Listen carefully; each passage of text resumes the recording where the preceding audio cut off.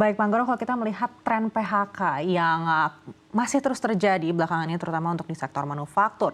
Lalu seperti apa evaluasi BP Jam Sostek pada kondisi ketenaga kerjaan kita saat ini? Apakah memang sudah sangat urgent untuk menjadi fokus pemerintah?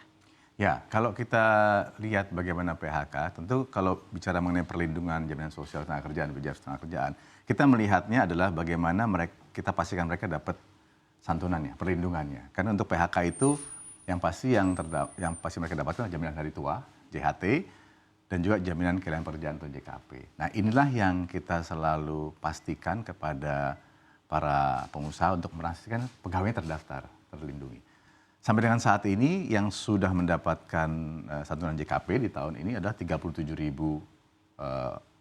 peserta. Artinya pegawai yang ter-PHK karena memang dia peserta.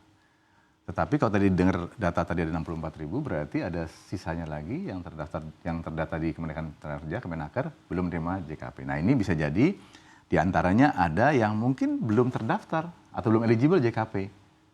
Karena pengusahanya atau perusahaannya belum mendaftarkan dia sebagai peserta. Atau ada juga yang sudah didaftarkan, tapi programnya nggak lengkap. Karena JKP ini, jaminan kehilangan pekerjaan ini kan syaratnya adalah pekerja terdaftar untuk 4 program kan, jaminan kecelakaan kerja, jaminan kematian, jaminan hari tua, dan jaminan pensiun. Nah, ini yang kita selalu ingatkan, jangan sampai mereka tidak terdaftar 4 program sehingga mereka nggak eligible untuk JKP-nya. Nah, inilah yang tadi kalau ditanyakan, apakah seberapa urgent?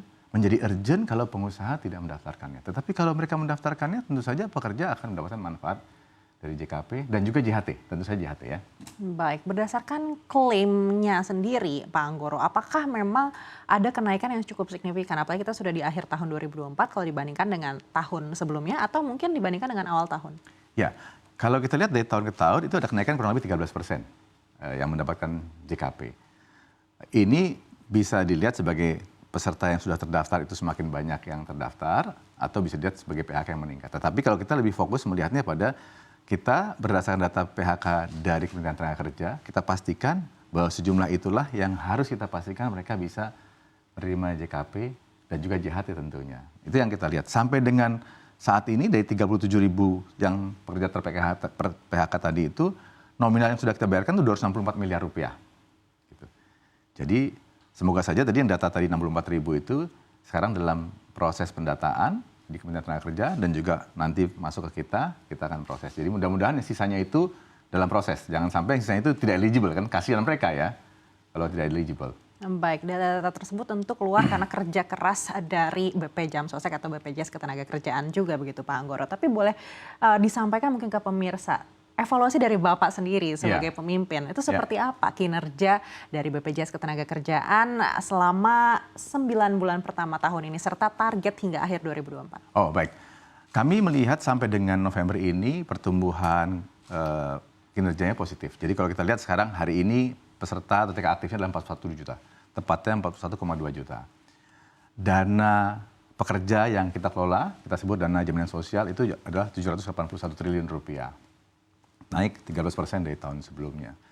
Iuran yang dikolek sampai dengan Oktober ini adalah 86 triliun rupiah. Jadi kurang lebih sebulan itu kira 8 triliun rupiah. Klaim yang dibayarkan 48 triliun rupiah. Itu untuk 3,5 juta pekerja yang klaim tahun ini. Itu artinya apa? Tidak hanya konteks pengumpulan dana yang meningkat, tetapi pembayaran klaimnya juga semakin cepat. Ini yang kita selalu sampaikan. Nah, ini kita melihat bahwa tahun ini juga dari akumulasi yang kita miliki, hasil investasi 42 triliun rupiah. Ini yang selalu kita sampaikan kepada publik bahwa BPJS Ketenagakerjaan mengakumulasi dana dan tujuannya cuma satu, agar peserta butuh ya kita bisa bayarkan dengan cepat. Jadi kinerja so far positif dan kita juga butuh dukungan dari semua stakeholder untuk bisa memastikan pekerja yang formal dan informal bisa menjadi peserta. Baik, artinya memang sudah sesuai dengan target di awal tahun? Iya, kalau kita awal tahun, target kami sampai dengan akhir tahun dana itu 800 triliun, sekarang 781. Sisa waktu ini kita perkirakan 800 triliun bisa kita capai. Dari sisi hasil investasi saat ini 35 triliun hasil investasinya, sampai dengan 42 triliun sampai akhir tahun 55 triliun. Kita masih bisa itu capai. Kepesertaan sekarang 41,2 juta, sampai akhir tahun kita targetnya sekitar 45-47 juta. Kita akan kejar di angka itu. Jadi ya overall positif pertumbuhannya. Dan tentu saja kita berharap jika terjadi PHK, kita bisa cepat melayani mereka. Selama ini kita lakukan begini, kalau ada isu PHK di satu perusahaan, tim di cabang itu langsung ke perusahaan-perusahaan, konfirmasi, klarifikasi, jika betul mereka akan langsung stay di situ untuk secara kolektif dikumpulkan supaya cepat prosesnya. Karena pekerja pasti butuh uang cepat kan. Nah itu yang kita sampaikan, tidak hanya kita kumpulkan, tapi kita harus pastikan pekerja mendapatkan dan mudah gitu. Jadi experience-nya bagus, sehingga mereka bisa percaya bahwa perlindungan sosial ini perlu buat mereka. Baik, lalu bagaimana dengan di 2025? Apalagi tadi Bapak sampaikan target untuk di 2024 sedikit lagi bisa tercapai di sisa waktu yang ada ini. Begitu. Apakah ini artinya targetnya akan double begitu karena memang sudah hampir tercapai? Atau menurut Bapak dengan kondisi yang ada saat ini ada target yang mungkin diperkecil? Kalau kita melihatnya begini, kita akan fokus kepada target TK peserta aktif, lalu juga dana kelolaan. Tahun depan itu kita, sejak tahun ini sebenarnya ya, kita itu ingin terus memperbaiki kualitas data. Karena banyak data, banyak pekerja percuma kalau datanya nggak akurat ya.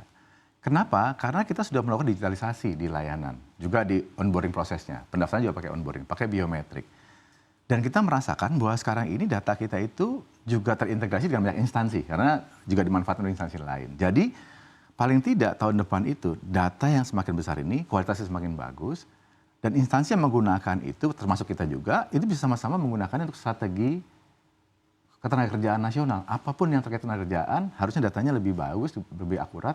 Sehingga apa ya, isu-isu tadi misalnya isu tenaga kerja, isu PHK, harusnya itu semakin bagus datanya. Sehingga semua bisa pakai. Jadi kalau tahun depan, dari sisi angka tenaga kerja aktif pasti ada pertumbuhan. Tapi pasti tidak double, karena kita bicara bagaimana pertumbuhan ekonominya. Tetapi yang pasti, kualitasnya harus semakin baik. Itu yang penting. Supaya apa? Supaya lagi-lagi kita bisa memanfaatkan tidak hanya untuk BPJS Ketenagakerjaan, tapi buat institusi lain yang memang di ekosistem ketenagakerjaan. Baik, artinya fokusnya untuk meningkatkan kualitas untuk di 2025 ini. Ya. Lalu tantangan apa yang menurut Bapak paling besar dalam meningkatkan kualitas? Apalagi tadi Bapak bicara data, kita tahu betapa sulitnya mengumpulkan data yang mungkin berbeda dari satu instansi dengan instansi lain. Tantangannya kita sekarang, kalau di sisi tantangan terbesar adalah kita tantangan di sektor atau segmen informal. Pekerja informal ini banyak yang belum terlindungi. Dan pekerja informal ini kalau kita bicara datanya sering sekali berubah. Katakanlah handphonenya sering berubah gitu ya. Meskipun sudah terdaftar tapi belum sering berubah. Atau kalau sektor informal ini tantangannya adalah mereka retensinya rendah. Mereka jadi peserta 2-3 bulan sudah selesai. Karena pendapatannya kan tidak tetap ya. Sehingga akhirnya data itu ada tapi tidak aktif. Nanti kita harus perbarui lagi dengan cara kita ajak lagi untuk menjadi aktif.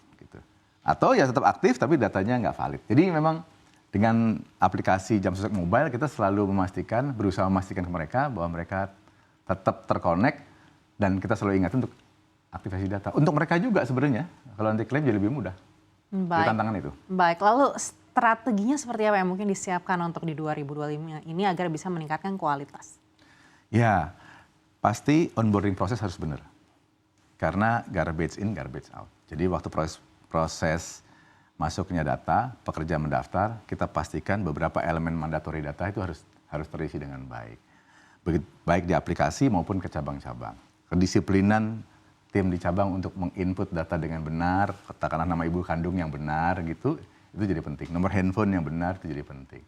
Tanggal lahir yang benar. Jadi memang lagi-lagi kata kuncinya aplikasi kita siapkan, kita bikin field mandatorinya, di operasional juga kita siapkan, kita pastikan mereka punya behavior yang benar untuk menginput. Jadi lagi-lagi waktu masuknya harus benar.